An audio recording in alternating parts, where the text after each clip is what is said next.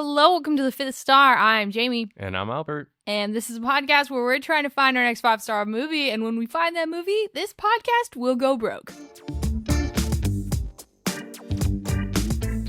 Okay, so I finally did my homework and I watched Materialists. So we finally got to review it. And we're reviewing Materialists, which stars Dakota Johnson. She plays a New York City matchmaker. And she's having to decide between Pedro Pascal and Chris Evans. An impossible decision. Jamie, who would you pick? Oh, right off the bat? Yeah. Well, we got to guess each other's scores first. Well, we wrote down what we secretly gave the movie out of 5 stars on this whiteboard. I'm going to guess first that you gave this 3.5 out of 5 stars. Okay, I was going to guess the same for you. Okay, 3.5. So we will give our initial thoughts and then we will reveal our scores. That's right. So who would you pick? Pedro Pascal or Chris? I'll be honest, Evans? Okay, without spoiling anything, Yeah. I thought they were both pretty good options. But, it was You a can't pretty have hard both, choice. Jamie. It was a hard choice, I think, because I was Okay. like, I see the pros in both of them. Uh-huh.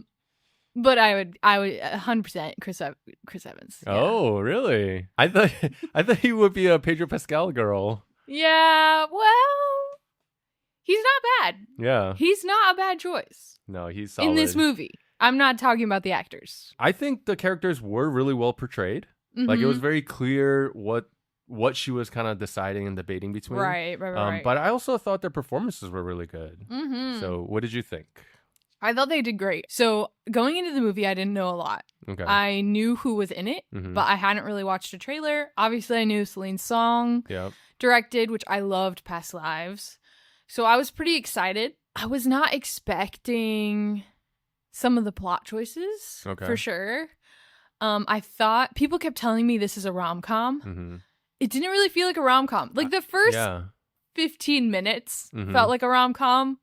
And then, as it progressed, I was like, oh, no, this is just a straight romance, especially when some of the drama came into play, which we'll talk about later. Yep.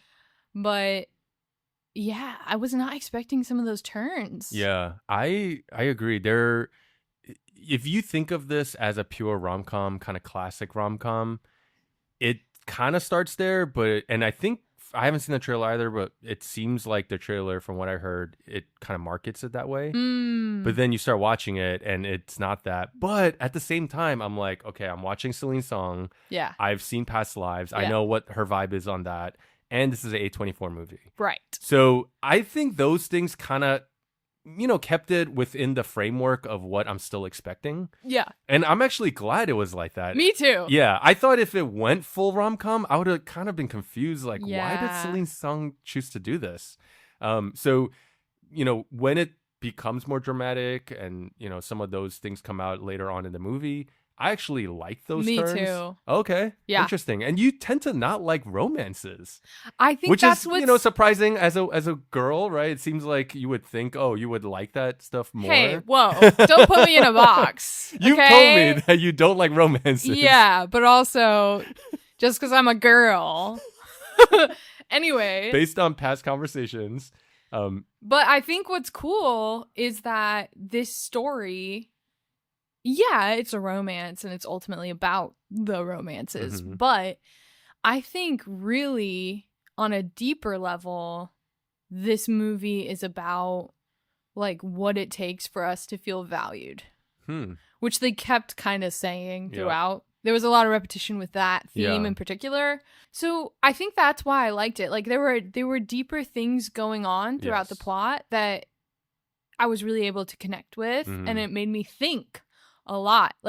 There's this whole scene towards the beginning of the movie where she's having a discussion with Henry, Pedro Pascal's character, and it was just a really interesting look into both of their philosophies. Yes. And kind of how they both view the world in a very materialistic way.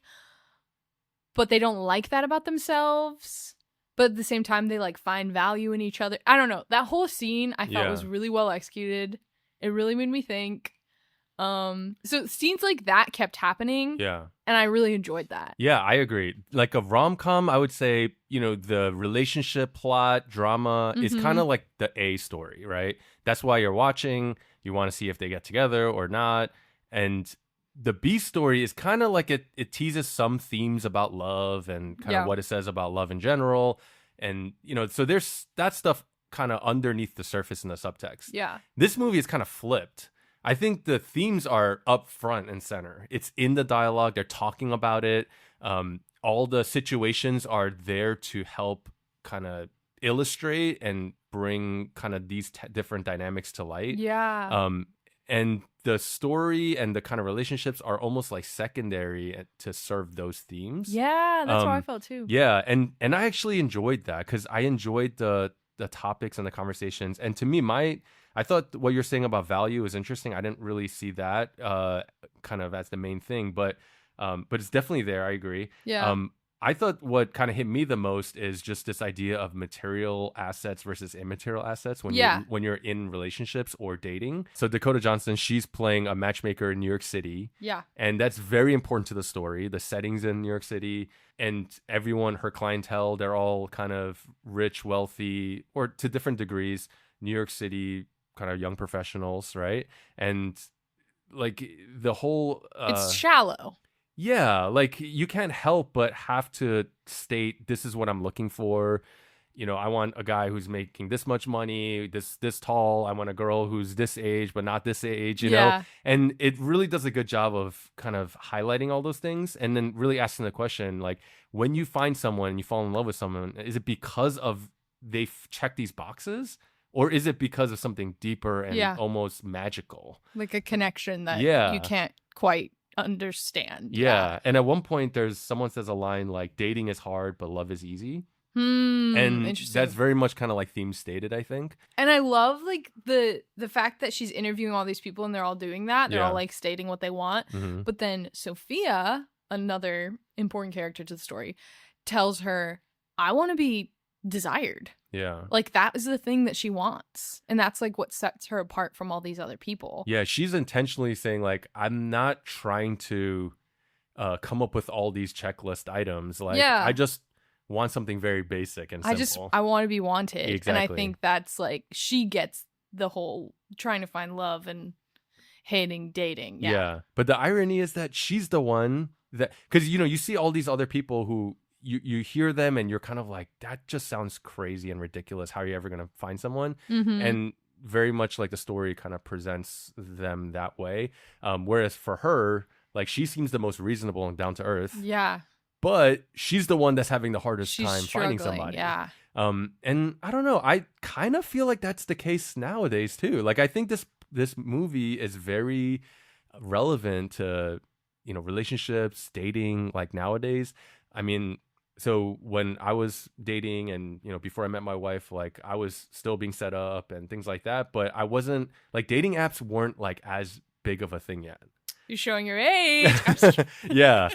But now they are, right? It's big. And when you think about it, you're like, okay, well, you have like thousands of people to choose from, I guess, or kind of filter through. Yeah. What are you going to base those things on without meeting these people except shallow things? Yeah, like age, height, job, the salary.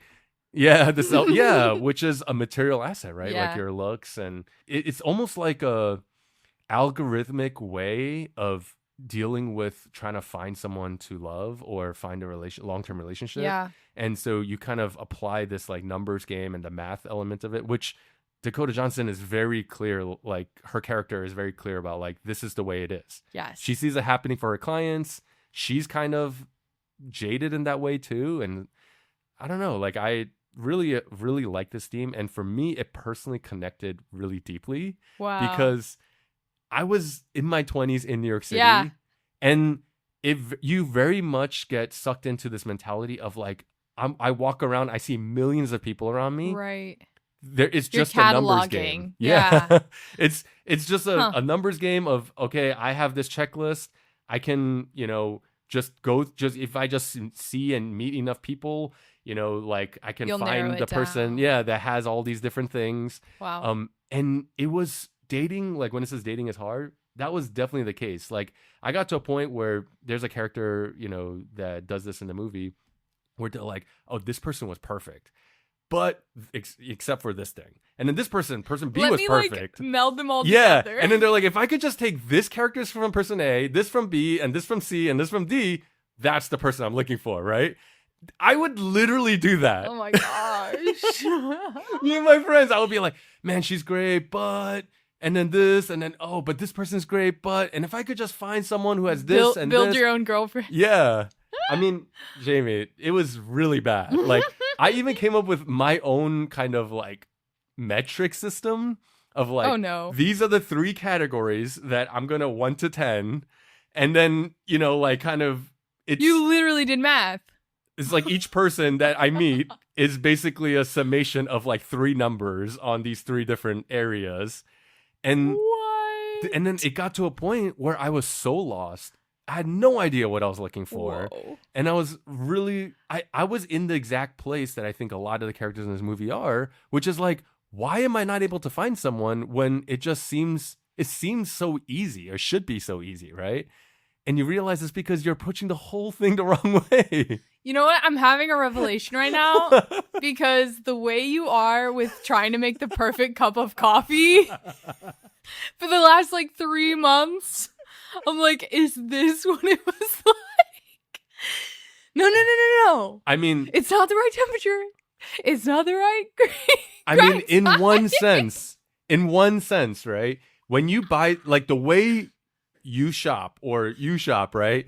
Kind of starts to tell you like the way you might approach dating, right? So if I have something I'm going to buy on Amazon that costs like $30. Yeah. I'm going to spend X amount of time researching and looking at the reviews and looking at all the options and whatever. Now, if I'm going to make a choice about marrying somebody for the rest of my life that I cannot return, you know, I have no 30-day return policy. Like, how much more intense is that research? There's no back door. Exactly, that I'm going to have to take. And I very much approached it that way.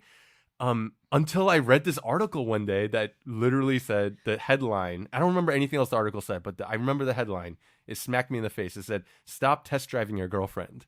Oh. And I was like, oh my gosh, it clicked for me. That's exactly what I'm doing. I'm dating people like I'm trying to buy a car. Wow. That I can't return, right? That is wild. That I can't resell. This is like so different from the way I think. Man. So I find it fascinating. Yeah. I think more like, I guess, Chris Evans' character in the movie. Like if you love someone, you love somebody. Yeah. And it's easy. The love is easy, right? Yeah. That's kind of how I always have. I was kind of picky though. I was definitely picky. But I think that's because like I was looking for love. Nothing else. Yeah, like it had to meet a certain level of seriousness. Like you I could had see to get yourself. that connection just right. Yeah. So do you think love is just the kind of magic secret sauce, and then all these material things are like the whole checklist thing is totally invalid? That it's really all just about love. You could love anybody. I think a lot of checklists sometimes are subconscious. Like, I think I had a lot of subconscious boxes that needed to be ticked, but I wasn't, like, actively writing them down or trying to, like, figure out what they were.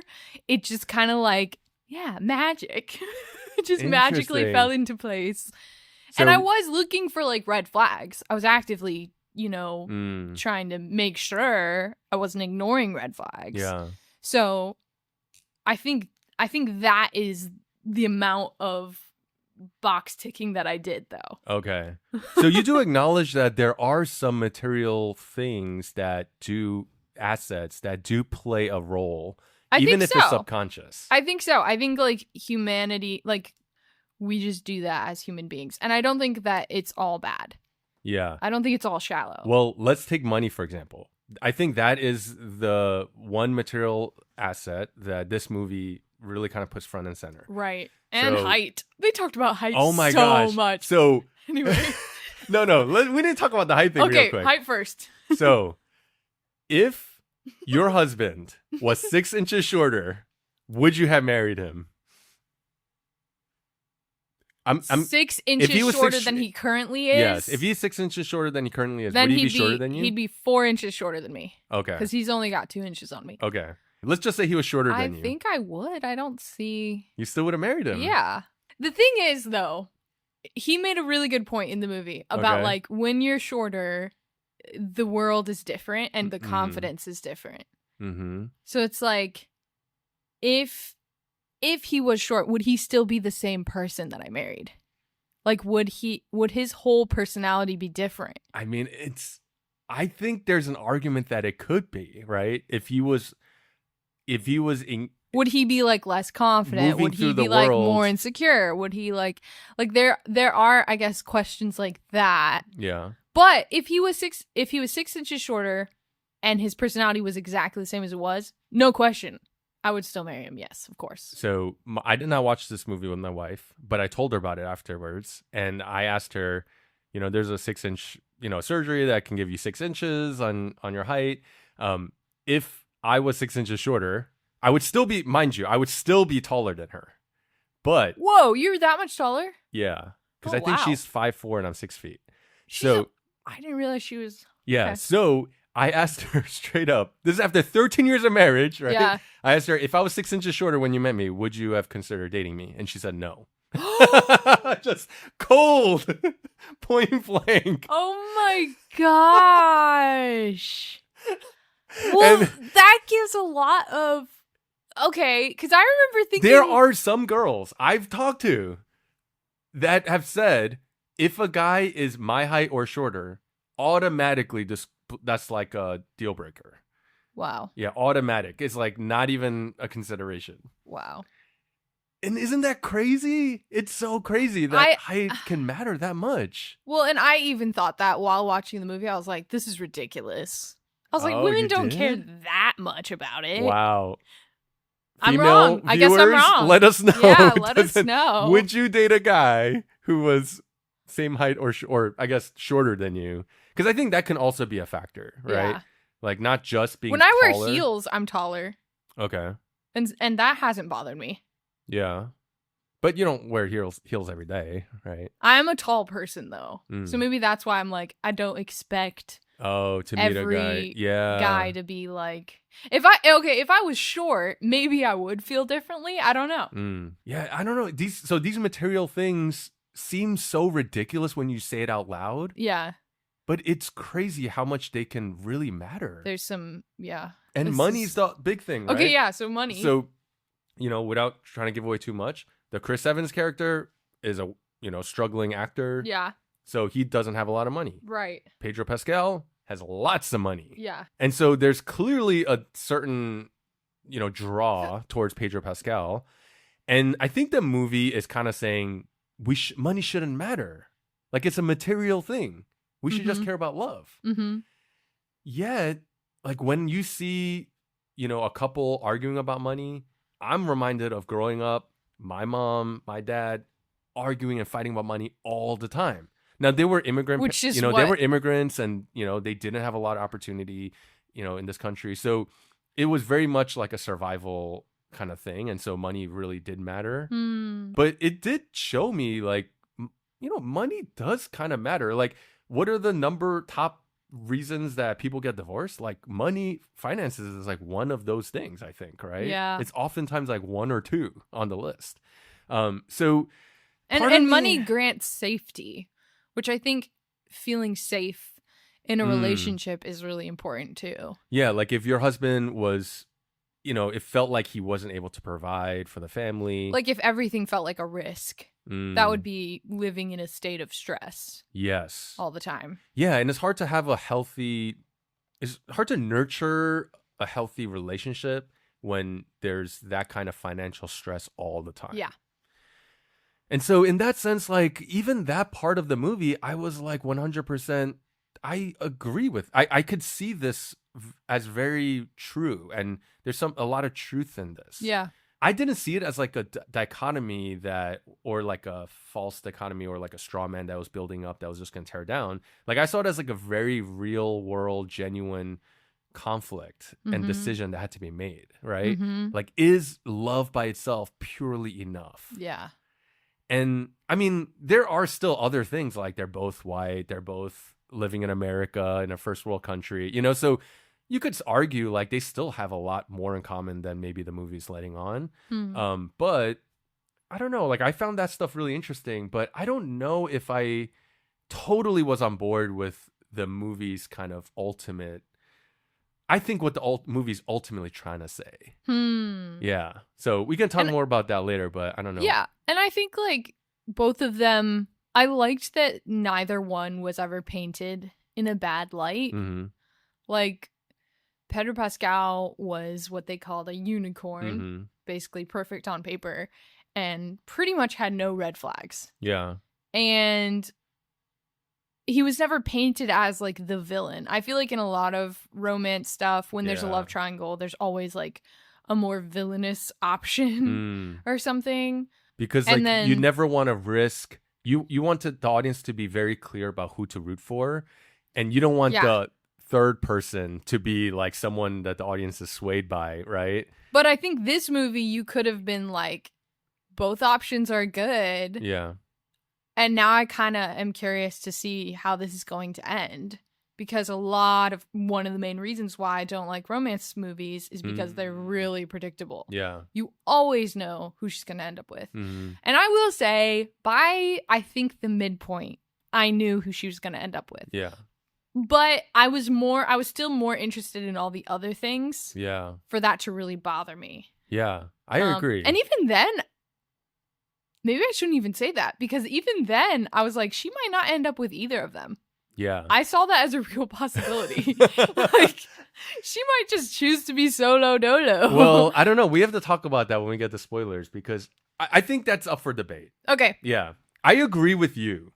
I agree. If you've seen the movie, I agree with you that I don't think in the world that this movie lives in, if ultimately she will end up with anybody, right? But I think the movie and the filmmaker, I think Celine Song is trying to say something. And I heard an interview with her, and I didn't realize just how kind of romantic, idealistic she was about love. Like, she's just a hopeless romantic. Based on her romantic. last two movies, yeah, I would see her as a hopeless romantic. Yeah, she really is. And so I think listening to that, it just kind of confirmed, like, okay, I think what I was feeling in the movie is what she's trying to communicate. Before we go to spoilers, can I just also comment like how beautiful this movie was? Yes. The color was so pretty, and I loved how she made mess look pretty. Like that shot, the overhead shot of the plate, and it's like a messy, half-eaten plate, but it still looks so pretty. And then like the shoes and the like tangled sheets and stuff, also overhead shot. Oh, the production design, the costume. And this was shot on film. Yeah. So, 100% it was shot on film. In an age when everything is digital, right? And so pretty. Listening to her talk in the interview, it was really interesting because there's a symbolism here. She's like, I'm like playing a matchmaker because I write a script and then I meet the actors. I'm trying to match them to the character and say, oh, this is the one I'm looking for, right? True. And so there's that element of it. And the choice for filmmakers nowadays, the choice between shooting digital or film is very much like the choice between Pedro Pascal and Chris Evans. Ooh. Because here's digital, it's slick, it's clean, it's very practical, all this kind of stuff. Financially, it's the good decision, all this kind of stuff. And then on the other side, everything about film is very impractical. It's a risk. Yes. It's a risk. It's a risk, it's impractical. You have to wait a day for dailies and all this, but there's a certain magic to it, right? There's a certain essence that's kind of spiritual, and it's love, and it works. You watch it in the theater, you're just enchanted. Like, you just fall in love with the beauty of the image and the color, and so and it's New York. So you're like, I want to go back to New York. Yeah, exactly.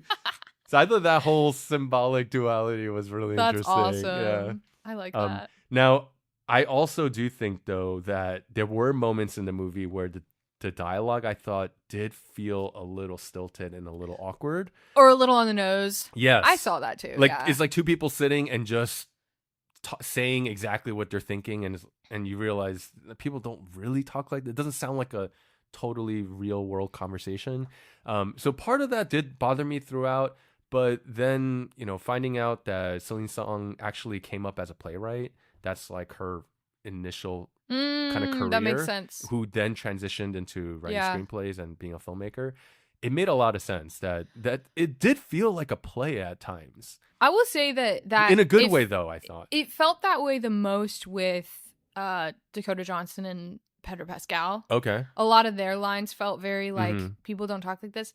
But then the other characters I thought still felt very authentic and normal. Yeah. And so part of me actually wondered if that was intentional, because Dakota Johnson's a little, mathematical, and she's a little weird. Yes. Like, her personality is a little strange, and even at the end, like, she kind of gives a little speech about, like, why she is the way she is. Mm-hmm. And so part of me was like, maybe she's just a little odd. And that's and Pedro Pascal was a little odd too. Yeah. But the other characters felt pretty normal. I don't know. Yeah, I think I agreed. I think it was intentional, and it did help serve the story. Yeah. Because it really does kind of help you feel the dynamic that she's feeling between Pedro versus Chris. Yeah. And, I think that comes out in the dialogue and their reads of those lines. So. She's a little robotic. Yeah. But I think it was a choice, right? Yeah. So, yeah. Well, you want to reveal? Yeah. So you thought I would give it a 3.5 out of 5, and I gave it a 4.0. Me too. No! I thought you might give it a 4.0, but there are some things that felt uneven, and the fact that you've told me that you don't like romances. And I was like, this is less of a rom-com, it's more of a romance. I was scared too, because I know you didn't really like Past Lives that much. Well, so I did like it, but I wasn't as high on it as you everyone weren't else. like thrilled by it. Yeah, like everyone was like, this is like my favorite movie ever, and I was like, no, it was really solid, but yeah. I was worried you would be like, this was even worse. I think I might have even enjoyed this a tad more. You did, because I think Past Lives you only gave 3.5. I think I gave 3.5, yeah. Yeah. Which I did like it, but there was something about these characters, and maybe it was because this whole New York City dating scene, and it just really connected with me, and I felt like, this is so real. This is so true. This is what people are going through, And even more so now, because it's all about the dating apps and all that. And true. I think that at the end of the day, I walked away from this movie with its pros and cons and all that, just feeling like, I wish I had this movie in my 20s. I think if I had seen this movie when I was going through all of that, it would have really helped steer me a certain way that would have been more helpful. Yeah. To be a mirror to like what I'm doing and the way I'm acting, and being like, you are being ridiculous. That's crazy. So I think it's an important film.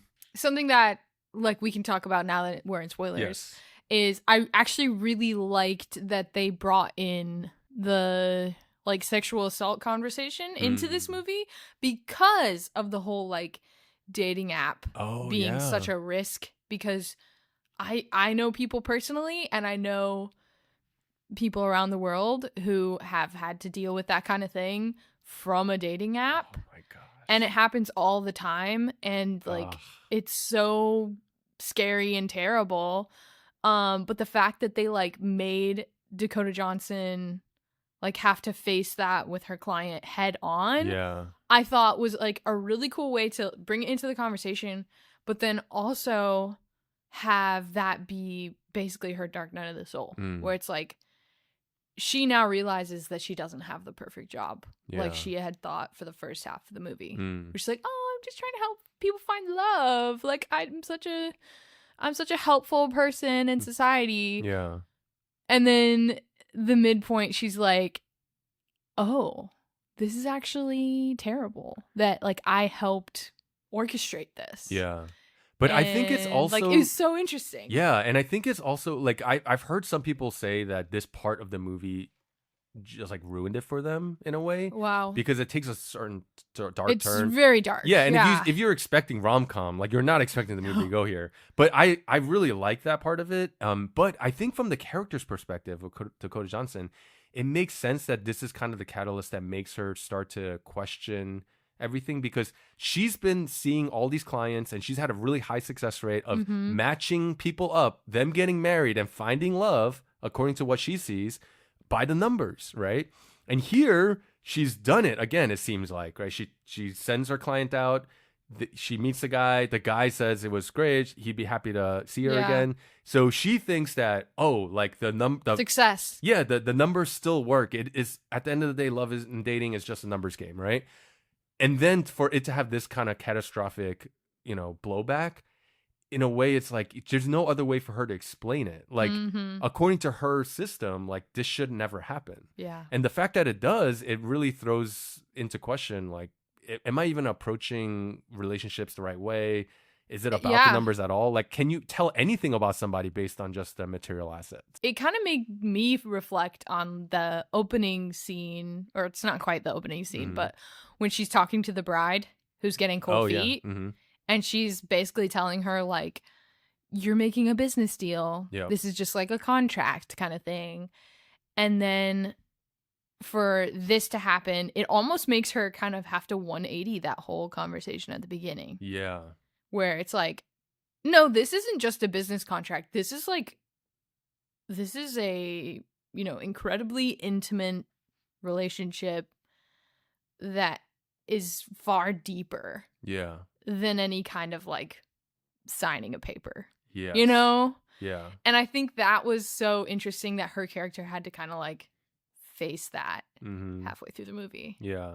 And to be like called out the way she was. Yeah. It was brutal. And I think it also makes sense that, she used to be what seemed like a normal woman, right? Normal girl, was not a matchmaker, fell in love with Chris Evans. And after 5 years, it doesn't work out at the end of the day because of the money, right, issue. Yeah. And so they break it off. And I think for her, she's thinking, okay, well, you gotta, like, money does matter. And so when you start going down that pathway of looking for those like assets, it kind of led her to matchmaking, right? And she even says, like, the next person I date, I'm going to marry, and he's going to be crazy rich. Yeah. Right. And so she's totally 180'd because she tried the love thing. It didn't seem like it worked. Well, and her parents. She talks about how her parents got divorced because of money. Yes. So that's like her wound. Yeah, and those things really do inform, like it did for me. And, I think, what we see, the things that were kind of tension points in our parents' relationships, like we often try to think and look for the opposite things. Yeah. But at the end of the day, it's still like a checklist thing. Right? It's a checklist approach. I think there's so much out of our control. Yeah.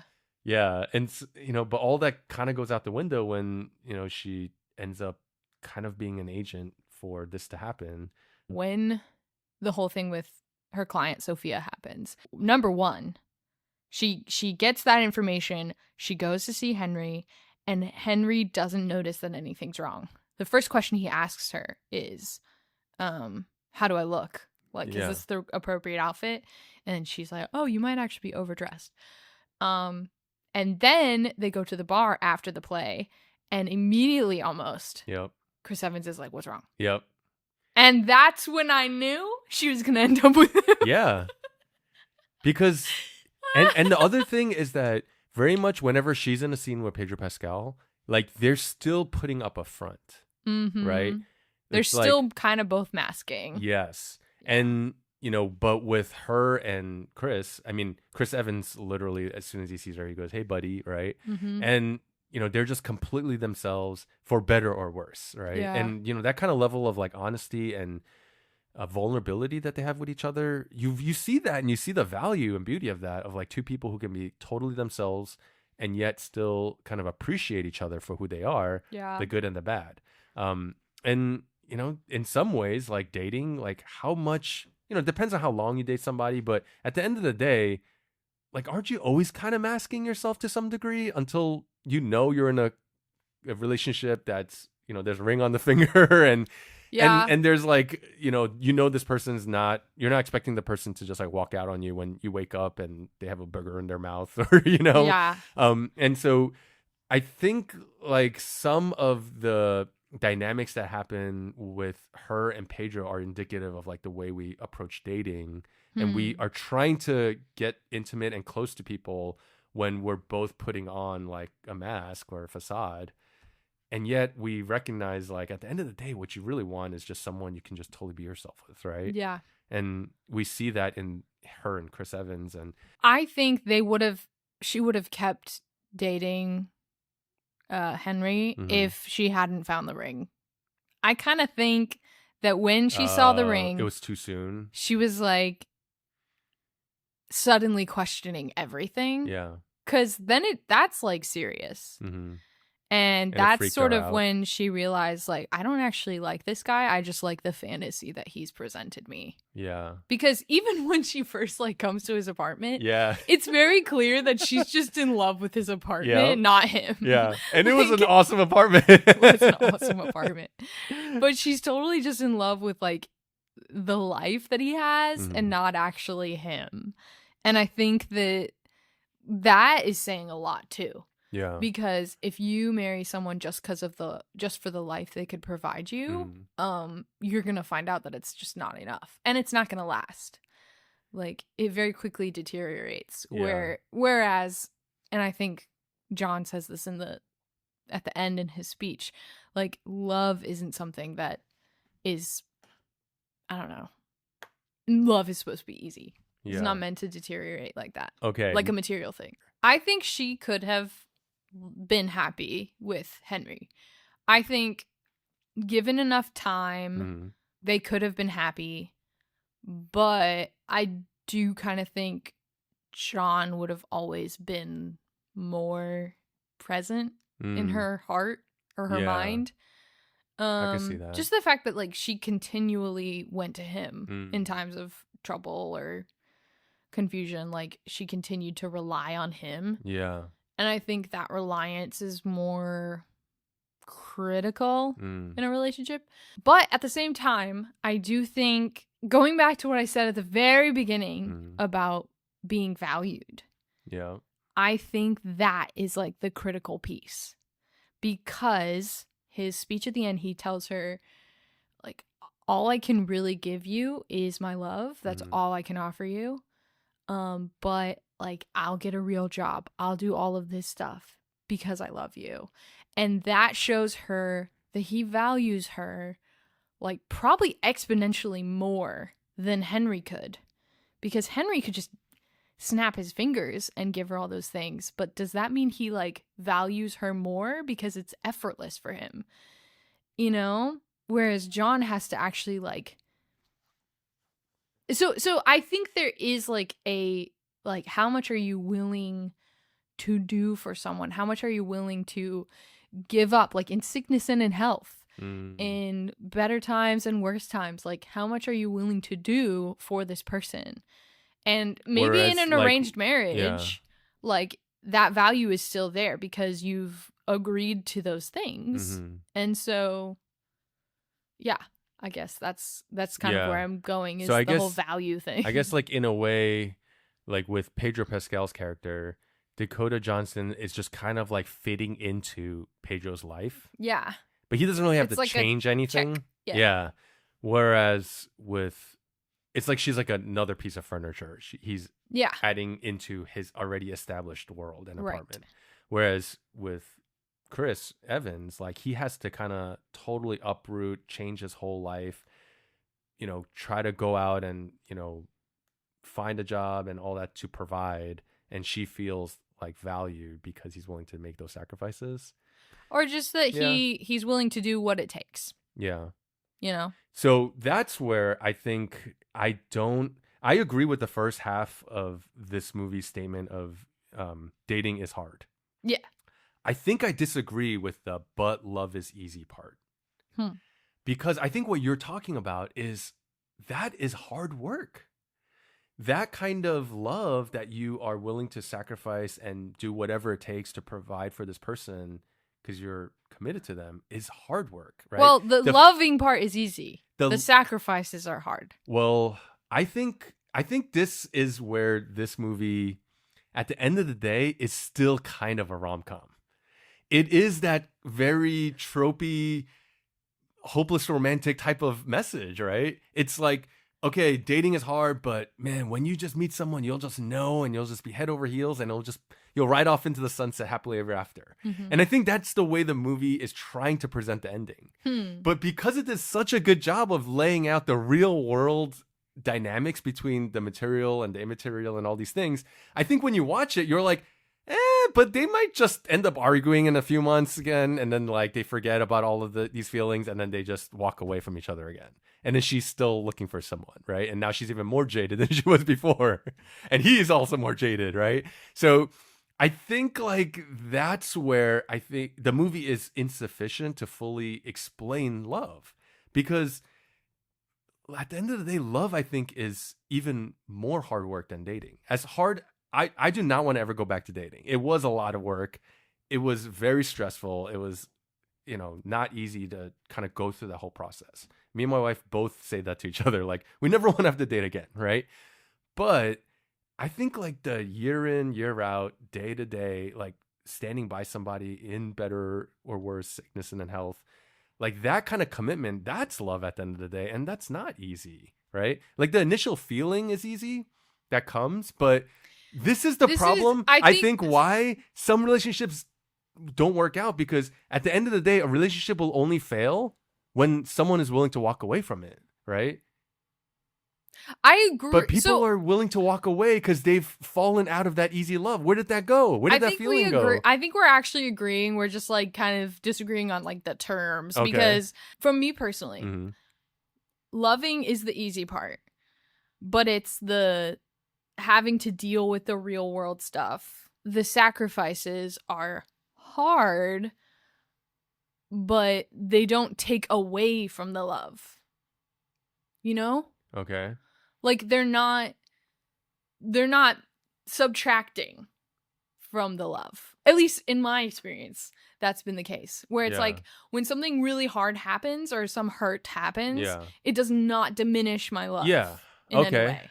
So I think that's why the love part is easy. If my love was getting subtracted each time something bad happened, then I'd be like, yeah, this is really hard. But I think that does happen to relationships. I think right? Maybe. I don't know. I can only speak for myself. I think this is why there are people who, and this is not an indictment. This is just reality, right? Lots of people will say, I don't love this person anymore, or I've fallen out of love.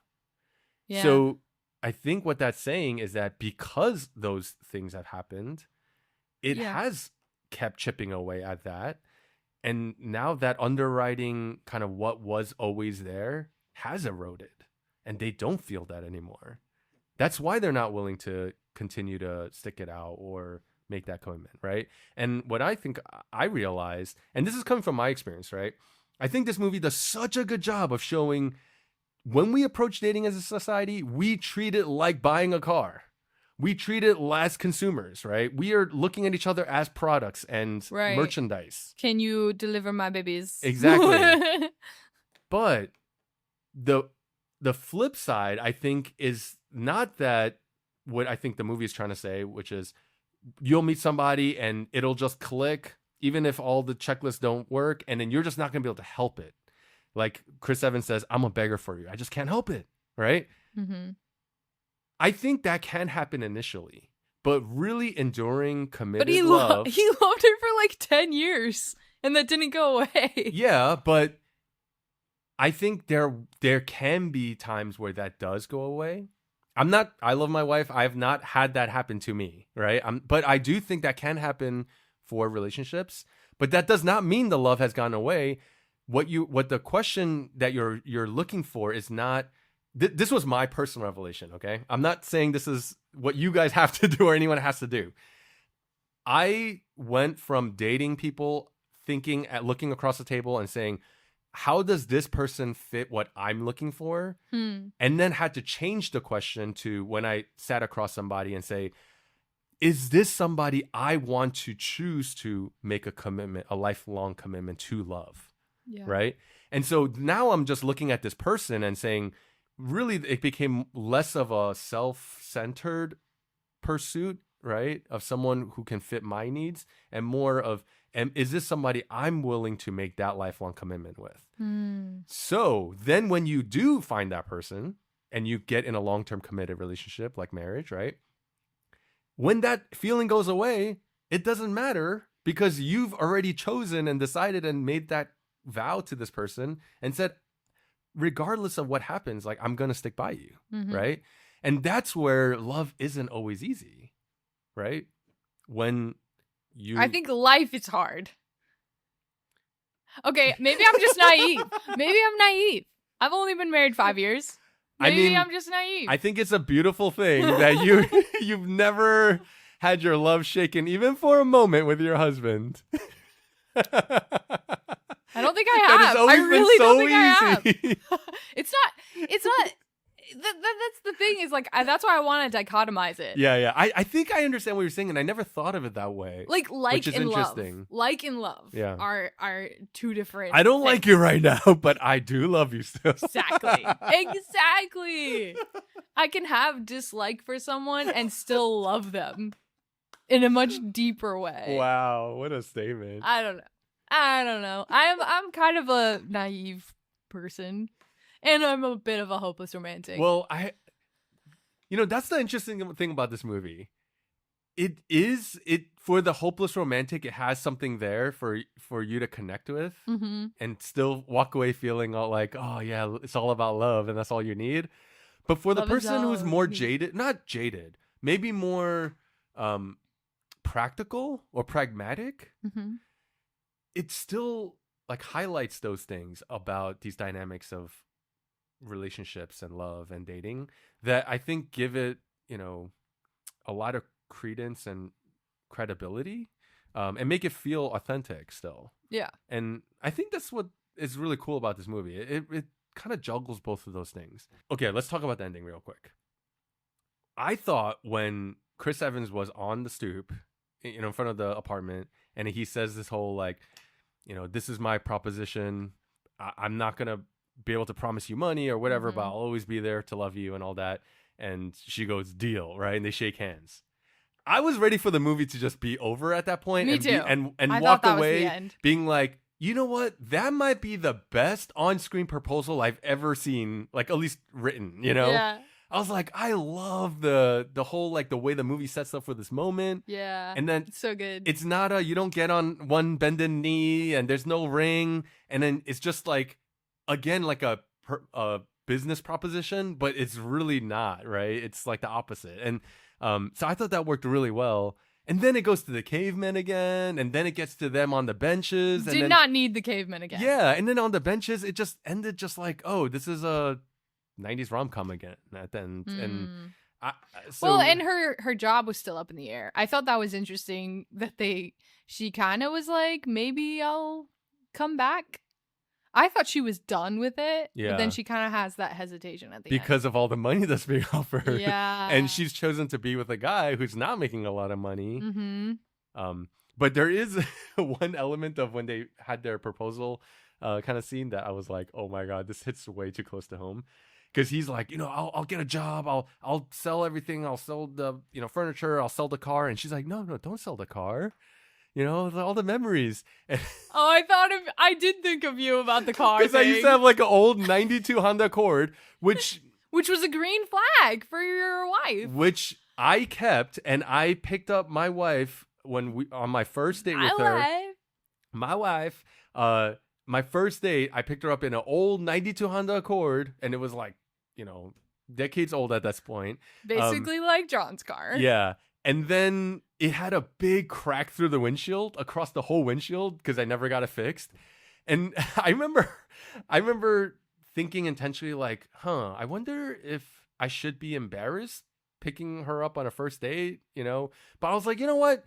This will be a good test because clearly if she still wants to be with me, it won't be because she's materialistic, right?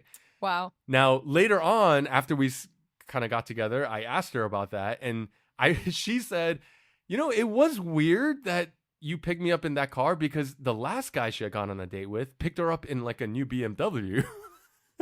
To impress her. Yeah. But she was actually kind of drawn to the fact that it didn't seem to bother me. And she was like, what makes this guy so confident that he thinks he can pick me up in this old beater?